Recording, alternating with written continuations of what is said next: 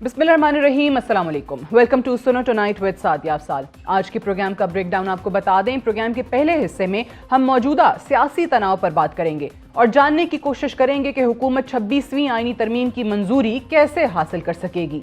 क्या हुकूमत अपोजिशन अराकीन के इनहराफ की कोशिश करेगी। प्रोग्राम के दूसरे हिस्से में हम पाकिस्तान तहरीक इंसाफ की सियासत पर बात करेंगे और जानने की कोशिश करेंगे कि टकराव की सियासत से बानी तहरीक इंसाफ क्या हासिल करना चाहते हैं। प्रोग्राम का तीसरा हिस्सा हमारा एडिटोरियल होगा, जिसमें हम आपको बताएंगे कि मुस्तकबिल करीब में मशरिक़ वुस्ता में अजारादारी की जंग क्या रुख इख्तियार करेगी। एक तरफ पाकिस्तान तहरीक इंसाफ इस्लामाबाद पर यलगार का सिलसिला जारी रखे हुए है और दूसरी तरफ हुकूमत की ख्वाहिश है कि 25 अक्टूबर से कबल अदलिया से मुताल्लिक 26वीं आईनी तरमीम की मंजूरी मुमकिन हो सके। सुप्रीम कोर्ट के 63A के फैसले के बावजूद हुकूमत कशमकश का शिकार है। पार्लियामान के दोनों हाउसेस में 2/3 अक्सरियत पूरा करना अब भी हुकूमत के लिए सबसे बड़ा चैलेंज बना हुआ है। नंबर गेम में पाकिस्तान पीपल्स पार्टी भी नाकाम दिखाई दे रही है। आईनी तरमीम की मंजूरी के लिए हुकूमत के जेर गौर 3 प्लान्स रहे हैं। पहले 2 प्लान नाकाम हो चुके हैं, जबकि तीसरे प्लान पर काम जारी है। पहले प्लान के तहत हुकूमत ने मौलाना फजलुर रहमान को राजी करने की कोशिश की, हर किस्म के जतन कर देखे मगर गुज़श्ता 3 हफ्ते की काविश के बावजूद मुस्लिम लीग नून और पीपल्स पार्टी के कायदीन को नाकामी का सामना करना पड़ा। दूसरा प्लान मखसूस नशिस्तों के साथ जुड़ा हुआ था। सुप्रीम कोर्ट के फैसले के बाद पार्लियामान की तरफ से तरमीम, स्पीकर कौमी असम्बली के इनकार और इलेक्शन कमीशन की तरफ से अदालती फैसले को चैलेंज करने के बावजूद मजमूई सूरत हाल हुकूमत के लिए मददगार ना बन सकी। तीसरा प्लान भी अब सामने आ चुका है। तीसरे प्लान के तहत सुप्रीम कोर्ट के 63A के फैसले ने हुकूमत की नंबर गेम आसान बना दी है। अपोजिशन का कोई भी रुकन पार्टी पॉलिसी के खिलाफ जाते हुए हुकूमत की आईनी तरमीम के हक में वोट डाल सकता है, मगर अपोजिशन के अराकीन को अपनी पार्टी से मुनहरिफ करना आसान काम नहीं दिखाई दे रहा। एक बार फिर बोली लग सकती है, खरीदो फरोख्त के सिलसिले की शुरुआत हो सकती है, मगर अपोजिशन अरकान हुकूमत के बस से बाहर दिखाई देते हैं। तसव्वुर किया जा रहा है कि बाअसर हल्कों की मदद से आईनी तरमीम और अपोजिशन के अराकीन को राजी करने में आसानी हो सकती है। मुनहरिफ अराकीन को मालूम है कि पार्टी पॉलिसी से इनहराफ की सूरत में हुकूमत तो कामयाब होगी, मगर उनकी जाती सियासत को फुल स्टॉप लग सकता है। एक नाअहली होगी और मुस्तकबिल का भी कोई पता नहीं। इससे कबल 2019 में पाकिस्तान तहरीक इंसाफ कम नंबर होने के बावजूद चेयरमैन सेनेट सादिक संजरानी को बचाने में कामयाब रही थी। मुस्लिम लीग नून और पीपल्स पार्टी को नाकामी का सामना करना पड़ा था। दोनों जमातों के कायदीन की तरफ से एस्टैब्लिशमेंट पर इल्जाम लगाया गया। खुफिया बैलेट की वजह से पार्टी से मुनहरिफ होने वाले अराकीन की शनाख्त मुमकिन नहीं थी, मगर नंबर गेम को तहरीक इंसाफ के लिए पूरा किया गया। कौमी असम्बली और सेनेट में आईनी तरमीम के लिए सूरत हाल अक्सर मुख्तलिफ है। वोटिंग ओपन है और अराकीन के मुनहरिफ होने की सूरत में नाअहली बाआसानी मुमकिन है और किसी से मुखालफत मोल लेते हुए वोट करना आसान ना होगा। मगर हुकूमत आज भी मुतमईन है कि नंबर गेम उनके लिए आसान होगी और साथ साथ उनकी पूरी कोशिश है कि किसी तरह मौलाना को राजी किया जाए। क्या इत्तेहादी हुकूमत नंबर गेम में सुरखरू हो सकेगी? बाअसर हल्कों की मदद से अगर तरमीम मुमकिन हुई तो हुकूमत की क्या हैसियत रहेगी? इस सब पर बात करने के लिए आज हमारे साथ मौजूद हैं पाकिस्तान मुस्लिम लीग नून के सीनियर रहनुमा और साबिक वफाकी वजीर मियाँ जावेद लतीफ़ साहब। बहुत बहुत शुक्रिया मियाँ साहब, प्रोग्राम के लिए आपने वक्त दिया। सबसे पहले तो बताइएगा कि एक तरमीम जिसकी वजह से आज हम कैपिटल में बैठे ऐसा लग रहा है कि पता नहीं कहाँ बैठे हुए हैं, जो रास्ते बंद हैं, लोगों की मुश्किलात हैं। पाकिस्तान तहरीक इंसाफ के लोग अभी भी डी चौक पहुंचने के लिए तैयार हैं। गंडापुर साहब जो हैं, जो कि एक सूबे के CM हैं, वो यलगार की बातें कर रहे हैं। फिर आपके यहाँ पर हुकूमत बता रही है कि जी क्या क्या होने जा रहा है, SCO है, फिर यहाँ पर सऊदी डेलीगेशन ने आना है, चाइनीज़ प्राइम मिनिस्टर ने आना है। ये तरमीम की वजह से इतना सब कुछ जो पाकिस्तान तहरीक इंसाफ करने को तैयार है, आपको क्यों लगता है कि ये टाइमिंग ही इतनी अहम है कि 25 अक्टूबर से पहले पहले उन्होंने आपको रोकना है? सादिया शुक्रिया, मगर सादिया मेरी गुजारिश होगी कि ये कहना कि एक तरमीम के लिए ये सारी यलगार हो रही है या एक तरमीम के लिए जो इस्लामाबाद का मंजर है या पाकिस्तान का मंजर आप उसके नक्शा खींच रही हैं, जी। मेरा ख्याल ये मुनासिब नहीं है। उसकी वजह ये है कि आपको याद होगा 2014 में भी ऐसी यलगार हुई थी, जी। और आपको ये याद होना चाहिए कि उस वक्त कोई आईनी तरमीम पेश नज़र नहीं थी। और हम्म। आपको ये याद होगा कि उस वक्त चीन के सदर जो हैं वो पाकिस्तान आ रहे थे, और सी पैक की एक अनाउंसमेंट होनी थी, एक बिल्कुल। एग्रीमेंट था। और आज भी पाकिस्तान मुस्लिम लीग की क़यादत जो है वो सी पैक पार्ट 2 शुरू करने की बात कर रही है, हम्म। और दूसरी तरफ 9 मई पार्ट 2 शुरू किया जा चुका है। जी। अब बात यह है कि अगर इन चीज़ों को आप मिक्सअप करेंगी हम्म। तो मेरा ख्याल है आपके सुनने वालों को वो क्लैरिटी नहीं आ सकेगी। वजह यह है कि ये खाली इतनी सादा बात नहीं है कि वो एक आईनी तरमीम के लिए आ रहे हैं हम्म। और आईनी तरमीम रोकना चाहते हैं, या एक एहतजाज रिकॉर्ड करवा के वापस जाने। कतन ऐसा नहीं है। ठीक है। ये एक आलमी एजेंडा है, और ये बार बार मैं कहता आया हूँ, और मेरी बात पे उस वक्त भी ध्यान नहीं दिया गया था। आज भी कहा जा रहा है कि जनाब सबूत पेश करें। हम्म। जब मैं ये बात करता था कि सहूलतकारी इस शख्स को, इस जमात को मौजूद है, तो उस वक्त कहा जाता था आपकी हुकूमत है, आप बता दें कहाँ से सहूलतकारी है। हम्म। फिर 9-10 मई के बाद एक अदारे ने जो एक्शन लिया और अपने लोगों के खिलाफ एक्शन लिया, उससे अंदाजा हो गया कि सहूलतकारी मौजूद थी। ठीक। अब दूसरा अदारा उस पर एक्शन ना ले या अपने अंदर खुद एहतसाबी ना करे तो वो अलग बात है। हम्म। मगर आज भी ये कह रहा हूं कि आलमी कुव्वतों का एजेंडा पूरा करने के लिए यहाँ इंतशार पैदा करना और ख़ास तौर पर अदारों को टारगेट करना, ये उस एजेंडे का हिस्सा है।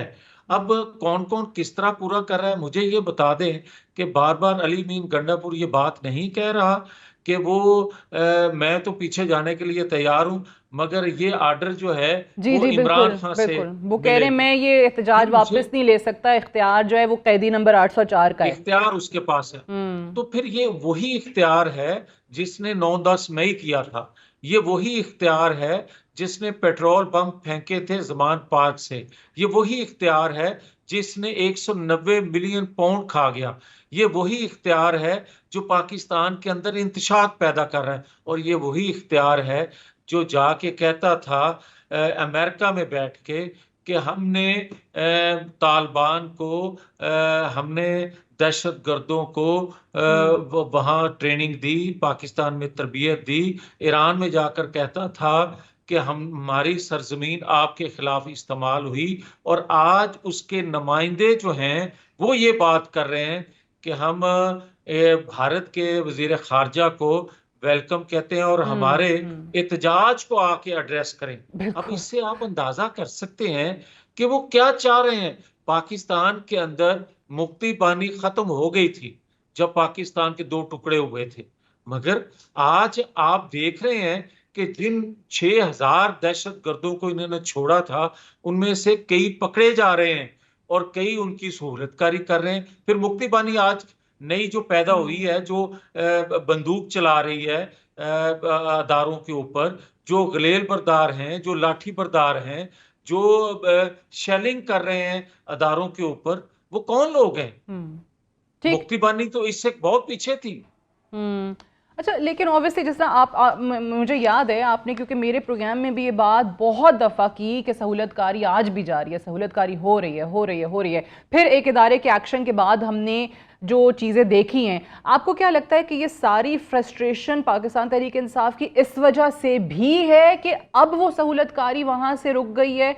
और ख़ास तौर से जब बार बार पाकिस्तान तहरीक इंसाफ ये चाहती रही कि कोई और बात करे ना करे, इस्टेब्लिशमेंट से हमारे मुज़ाकरात शुरू हो जाएं, कमेटी भी बना दी, यहाँ तक खान साहब ने कहा कि मैं अपने लोगों को नॉमिनेट कर देता हूँ, 3 लोग जो हैं वो भेज देता हूँ, और अब वो इस स्टेज पर आ गए हैं कि जी हम खान साहब बयान देते हैं कि जी इस्टेब्लिशमेंट से बात करने का अब कोई फ़ायदा ही नहीं है। तो यानी ये दलील है कि वाकई अब सहूलतकारी ख़त्म? नहीं, ये दलील नहीं है। अच्छा। बात यह है कि आज भी यहाँ तक उसका पहुँचना और आज भी इस तरह की स्टेटमेंट इंडिया के वजीर खारजा के मुतल्लक आना, ये दावत है, ये सहूलतकारी है। वजह आप देखें कि 1.5 साल होने को है, मगर आप आज तक उसको डिक्लेयर नहीं कर पाए कि 9-10 मई किसने किया था और उसका मास्टरमाइंड कौन था। आज तक आप उनको सजा नहीं दे सके। अगर आप सजा दे चुके होते तो आज जो कुछ आप देख रहे हैं ये ना आपको देखना पड़ता। मगर मैं आज भी ये कह रहा हूं कि पाकिस्तान के अंदर ये इंतशार जो पैदा किया जा रहा है, ये एक मंसूबाबंदी से किया जा रहा है। हम्म। इसका कोई तल्लक नहीं है आईनी तरमीम से। ठीक इसका है। कोई तल्लक नहीं है कि पाकिस्तान के अंदर एक शख्स जो है वो कैदी है। इसका कोई तल्लक नहीं है कि अदम एतमाद के जरिए किसी की हुकूमत खत्म होगी। भाई इससे पहले भी हुकूमतें खत्म की जाती रही हैं और यही एस्टेब्लिशमेंट करती रही है बगैर किसी वजह के और हम्म। बगैर कोई आईनी कानूनी तरीका इख्तियार किए। यहाँ तो कानूनी तरीके से एक हुकूमत खत्म हुई है जिसको ये नहीं कोई कह सकता कि 4 टैंक आए और उन्होंने ठीक। हुकूमत जो है वो बुलडोज कर दी।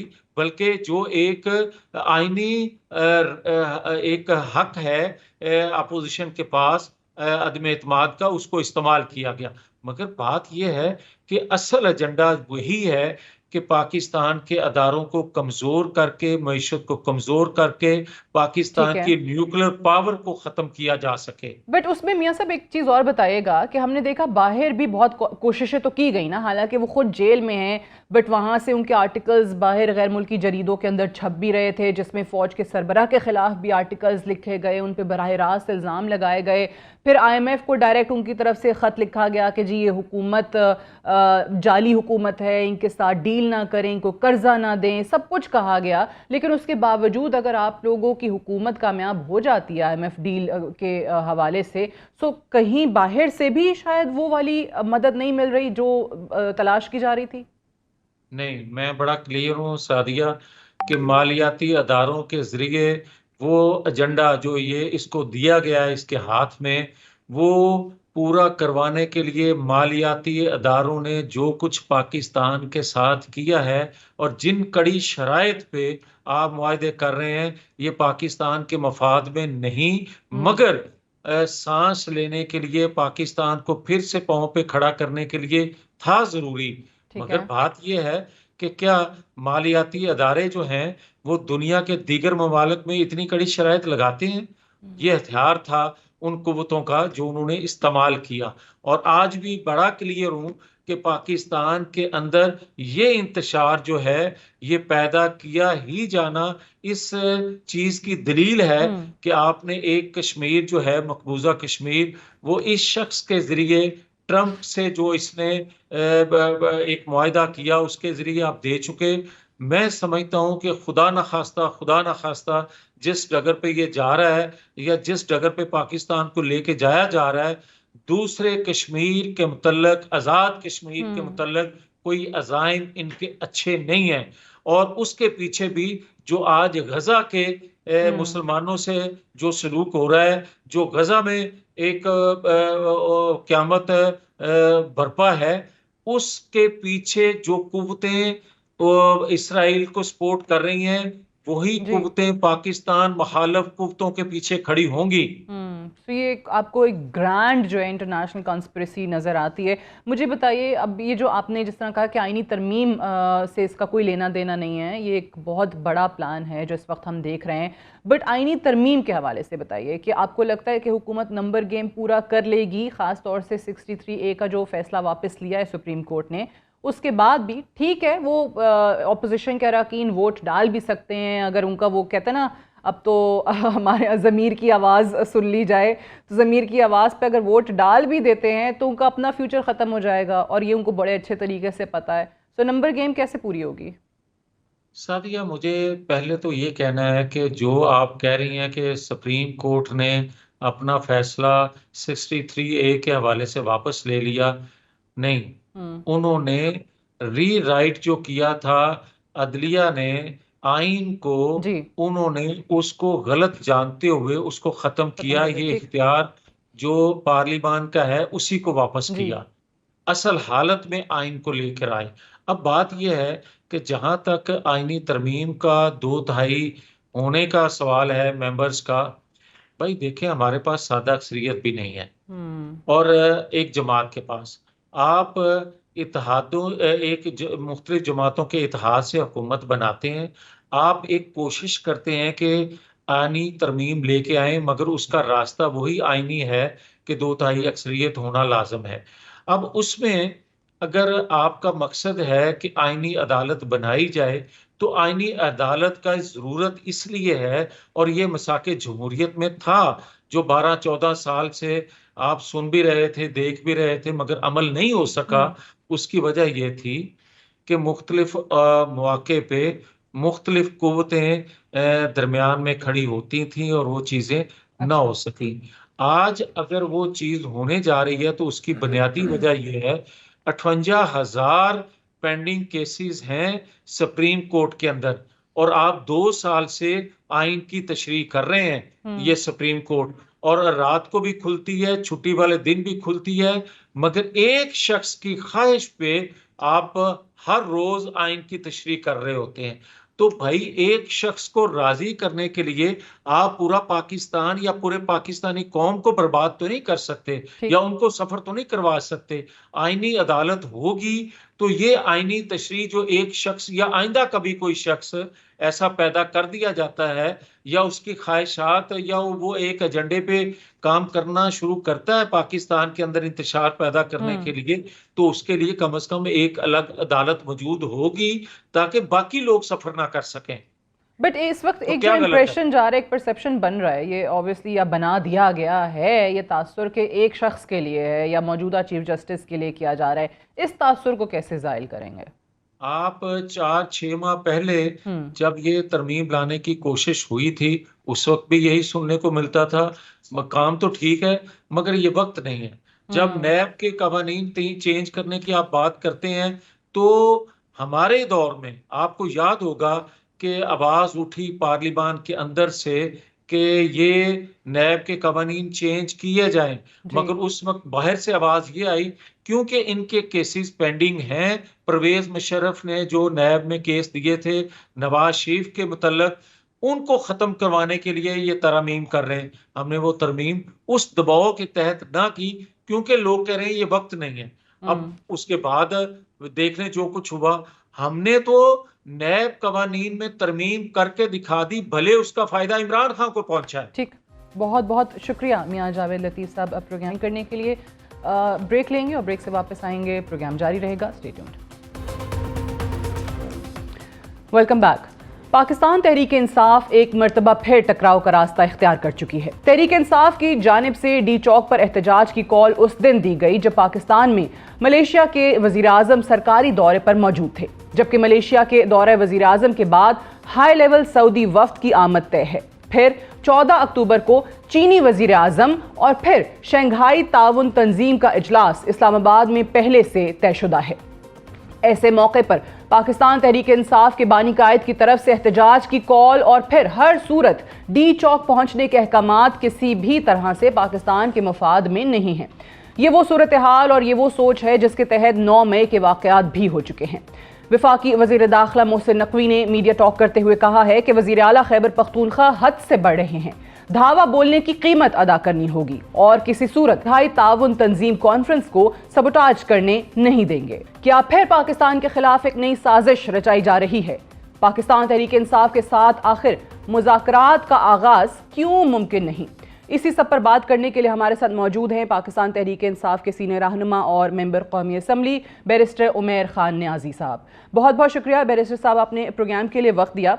सबसे पहले तो मैं यही जानना चाहूँगी, इस वक्त जो सवाल तमाम लोगों के जहनों पर है और जिसका तस्करा हुकूमती वज़रा भी अपनी प्रेस कॉन्फ्रेंसेस में करते नज़र आ रहे हैं, ये जो टाइमिंग जो आप लोगों ने चूज़ की है एहतजाज की, उस पर सवालात उठाए जा रहे हैं और ये सारे प्रोसेस को शायद मशकूक बना देते हैं। मलेशियन प्राइम मिनिस्टर उस दिन मौजूद थे यहाँ जिस दिन ऐलान किया गया, अभी सऊदी वफ्द आ रहा है, चाइनीज़ वज़ीर आज़म आ रहे हैं, SCO का इस्लामाबाद में इनकाद होना जा रहा है।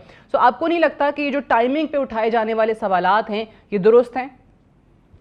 जिस तरह से ये गवर्नमेंट पोर्ट्रे करना चाह रही है कि शायद ये SCO की वजह से या कुछ डेलीगेशन आ रहे हैं उस पर कोई करने के लिए, देखिए तहरीक इंसाफ की लाइन बिल्कुल क्लियर है। उन्हें पता है कि गवर्नमेंट एक ऐसी गैर आइनी तरमीम लाना चाह रही है कि जिसके जरिए वो आइनी अदलिया जो हमारी मौजूद है, आइनी कोर्ट मौजूद है सुप्रीम कोर्ट की सूरत में, उसकी नफी करना चाह रही है। बैरिस्टर साहब, आप खुद बैरिस्टर हैं, आप जानते हैं, मैं उस पर आऊंगी, उस आइनी तरमीम पे जरूर बात करूंगी, लेकिन ये मामूली बात नहीं है कि इतने सालों के बाद SCO का पाकिस्तान में आना, पाकिस्तान होस्ट कर रहा है, भारतीय वजीर खारजा पाकिस्तान की दावत कबूल करके यहाँ आ रहे हैं और उस पे सोने पे सुहागा ये हुआ कि आपके बैरिस्टर सैफ जो हैं वो भारतीय वजीर खारजा को कह रहे हैं कि जी आइए हमारे एहतजाज में शामिल हो जाएं, वो उनको दावत दे रहे हैं।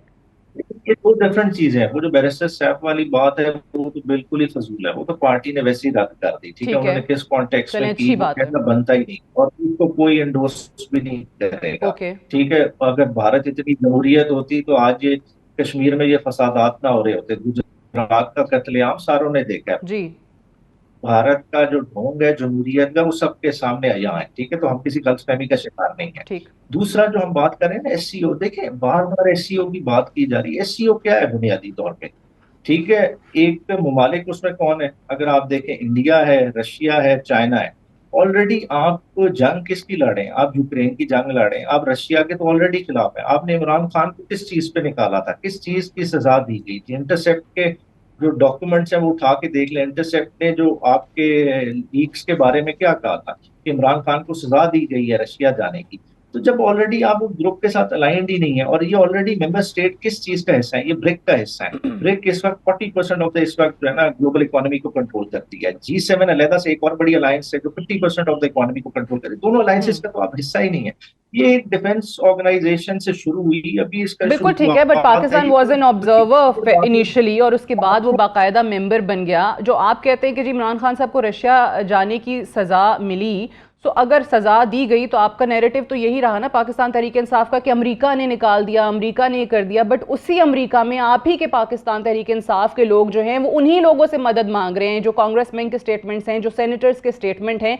तो आप लोग तो खुद अपने बयानिए की कॉन्ट्रडिक्ट करते हुए यहाँ नजर आ रहे हैं।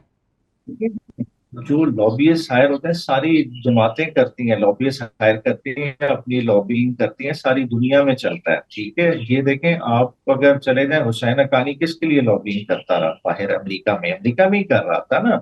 ओवरऑल जनरल बाजवा की इमेज बिल्डिंग के लिए सारा कुछ ये होता रहा। वो आपकी जो है ना हुकूमत पाकिस्तान पैसे देती रही है। ठीक है, वो कॉन्ट्रैक्ट्स की सारी डिटेल इन्हें क्या पब्लिक कर दें, वो सारी चीजें सामने आ जाएगी। मगर बुनियादी तौर पे देखने वाली ये है कि देखें लोगों का हक है प्रोटेस्ट करना, आप इस तरह से दबा नहीं सकते। दूसरा, आपने जो श्रीनगर हाईवे को वाकई आज श्रीनगर बना दी है, उसको सोचने की जरूरत है। देखिए एक प्रोटेस्ट हो रहा है, प्रोटेस्टर ने ये तो नहीं कहा कि जी हम जी रेड जोन आ जाएंगे, हम आपको जी अपनी एक्टिविटी नहीं करने देंगे। वो डी चौक आ रहे हैं। डी चौक कौन नहीं पहले आता रहा? सारी जमातें आई, बिलावल नहीं डी चौक आए थे, हमारी गवर्नमेंट थी बट आपको 2022 में आए। क्या हमने बैरिस्टर इस साहब तरह से की? आप बखूबी आगाह हैं, आप इससे वाकिफ हैं कि पाकिस्तान में बाहर से लोगों का आना बहुत बड़ा चैलेंज हमेशा से रहा है। और अगर चाइनीज प्राइम मिनिस्टर आ रहे हैं तो ये तो अगर कुछ ना भी हो रहा होता, प्रोटेस्ट ना भी हो रहा होता, तो भी रेड जोन को सील कर दिया जाता है।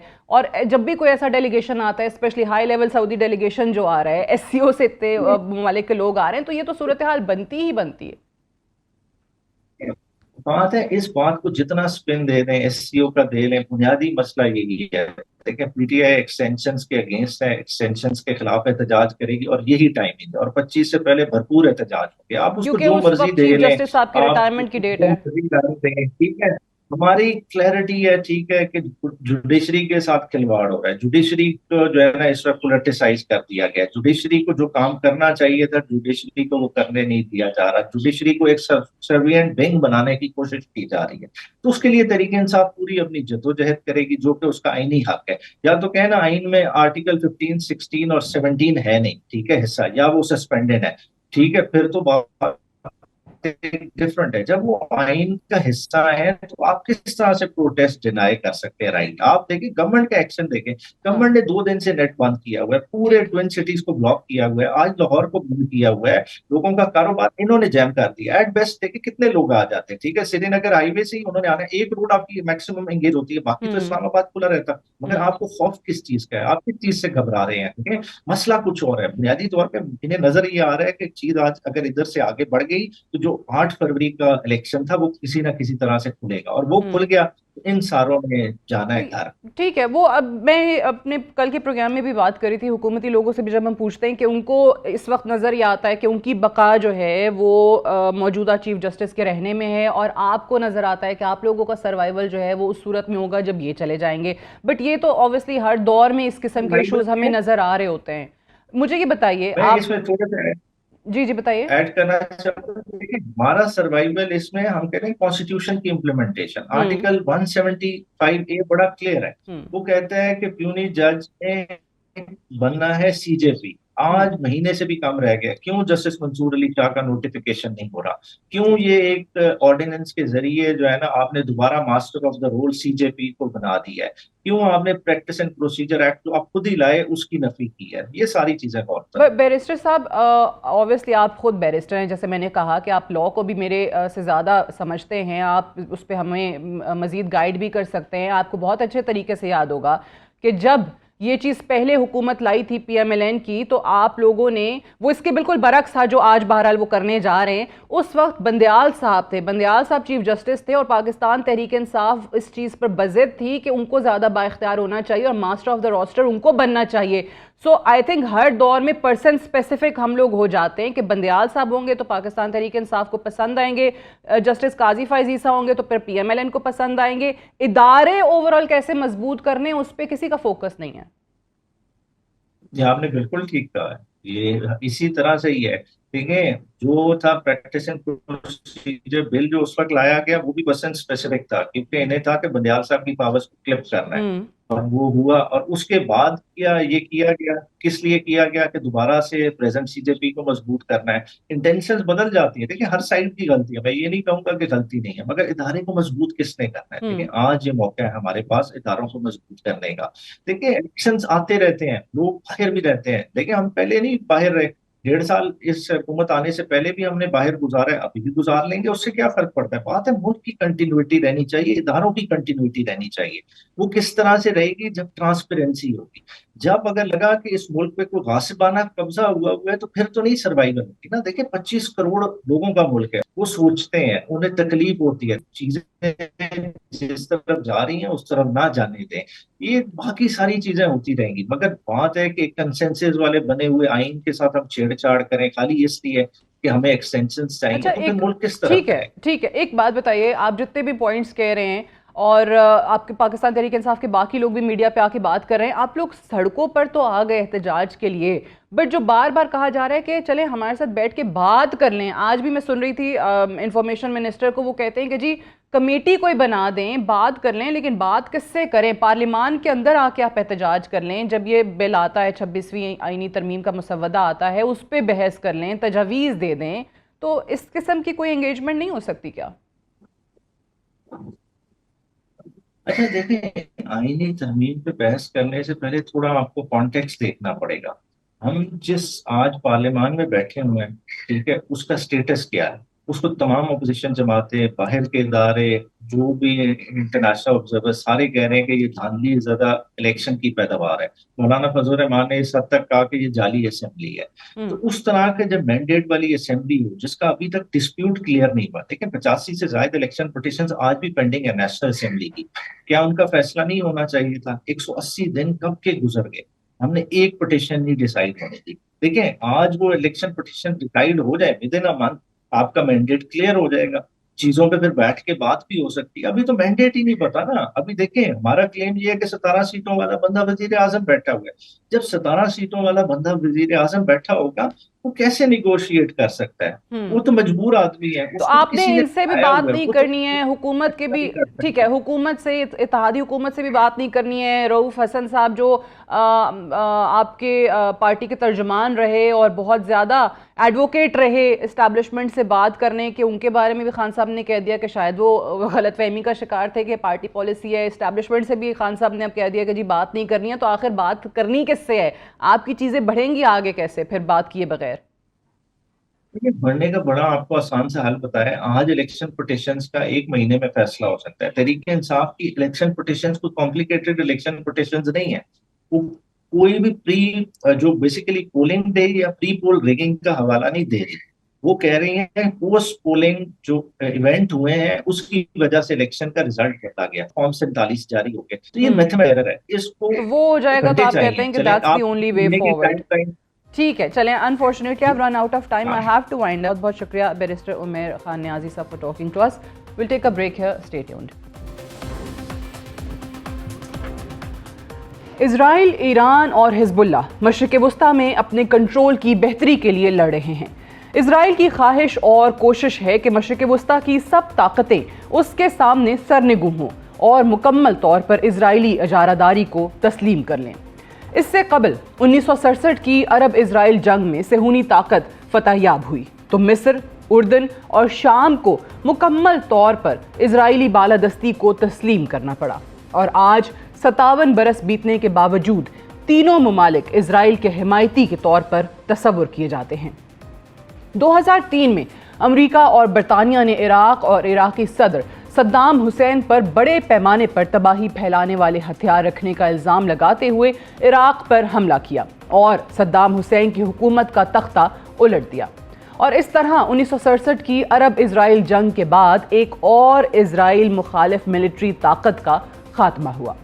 अमेरिका और बरतानिया इराक में वेपन्स ऑफ मास डिस्ट्रक्शन यानी बड़े पैमाने पर तबाही फैलाने वाले हथियारों के शवाहिद दुनिया के सामने पेश करने में नाकाम रहे। सद्दाम हुसैन की हुकूमत के ज़वाल के बाद ईरान और उसकी प्रॉक्सीज को इजराइल के लिए आखिरी खतरे के तौर पर देखा जाता है, जबकि मशरिक़ वस्ता के दीगर अरब ममालिक इजराइल और अमेरिका के हिमायती के तौर पर जाने जाते हैं। अलबत्ता 7 अक्टूबर के हमास हमलों के बाद इजराइल को फ़लस्तीनी अवाम की नस्लकुशी के साथ हमास और फिर हिज़्बुल्लाह का खात्मा करने का सुनहरी मौका भी मिल गया। गुज़श्ता 1 साल की कार्रवाई के दौरान इजराइल हमास को मुकम्मल तौर पर कमज़ोर और फ़लस्तीन को खंडर का ढेर बना चुका है, जबकि गुज़श्ता 4 हफ्तों से इजराइल ने अपनी तोपों का रुख हिज़्बुल्लाह और यमन में ईरानी हिमायत याफ्ता हूतीस की तरफ किया हुआ है। 4 हफ्तों की फ़ज़ाई बमबारी के नतीजे में हिज़्बुल्लाह के सरबरा हसन नसरुल्लाह समेत 2000 से ज़ायद लेबनानी शहरी शहीद हो चुके हैं, जबकि गुज़श्ता 24 घंटों में अमेरिका और बरतानिया यमन के दारुल हुकूमत सना पर बड़े फ़ज़ाई हमले कर चुके हैं। इजराइल और इसके हिमायती मगरबी ममालिक इजराइल के तमाम मुखालिफिन को सफ़ाए हस्ती से मिटाने पर तुले हुए हैं। रवां हफ्ते मशरिक़ वस्ता में सूरत हाल उस वक्त यकसर तब्दील हो गई जब ईरान ने इजराइल पर 400 से ज़ायद बैलिस्टिक मिसाइल दागे, जिससे इजराइल का एयर डिफेंस सिस्टम मुकम्मल तौर पर नाकाम दिखाई दिया। इजराइल और इजरायली वज़ीर आज़म बेबस दिखाई दिए। मगरबी अखबारात दावा कर रहे हैं कि इजराइल ईरानी ऑयल रिफाइनरीज को निशाना बना सकता है, मगर ईरानी हुकाम ने खबरदार किया है कि अगर इजराइल ने ऐसी जुर्रत की तो ईरान इजराइल के तमाम एनर्जी प्लांट्स को निशाना बनाएगा। अमेरिका और अमेरिकी इदारे भी ईरानी मिसाइल टेक्नोलॉजी और दुरुस्त निशाने पर दागे जाने वाले मिसाइलों की दाद दिए बगैर ना रह सके। गुज़श्ता शब दी वॉशिंगटन पोस्ट ने अपनी तहकीकाती रिपोर्ट जारी करते हुए दावा किया है कि ईरानी मिसाइलों ने कामयाबी से इजरायली मिलिट्री साइट्स और इंटेलिजेंस के दफातर को निशाना बनाया है। मिसाइल हमलों के बाद खित्ते के दीगर ममालिक जिनको ईरान की मुखालिफ क़ुव्वत के तौर पर देखा जाता है, वो भी ईरानी मिसाइल टेक्नोलॉजी से खासे मरूब नजर आए। और इसी तनाजुर में 2 रोज़ कबल कतर के शहर दोहा में एक अहम मीटिंग का इनकाद हुआ, जिसमें कतर, सऊदी अरब, मुत्तहिदा अरब अमारात, बहरीन और कुवैत के नुमाइंदों ने ईरानी सदर के साथ मुलाकात की और ईरान को खलीजी रियासतों की मुकम्मल गैर जानिबदारी का यकीन दिलाया और ये वाज़े किया कि वो अमेरिका को ईरान के खिलाफ अपनी एयर बेसेस इस्तेमाल करने की इजाज़त नहीं देंगे। खलीजी ममालिक की ईरान को मुकम्मल गैर जानिबदारी की यकीन दहानी इस अमर की तायीद करती है कि ईरान की टेक्नोलॉजी से मगरब समेत खित्ते के दीगर ममालिक भी मरूब दिखाई दे रहे हैं। मशरिक़ वस्ता में अजारादारी की जंग मुश्किल मराहिल में दाखिल हो चुकी है और आने वाले दिनों में लेबनान और यमन के महाजों में मज़ीद तेज़ी आएगी। That's all for tonight. Good night and Allah Hafiz.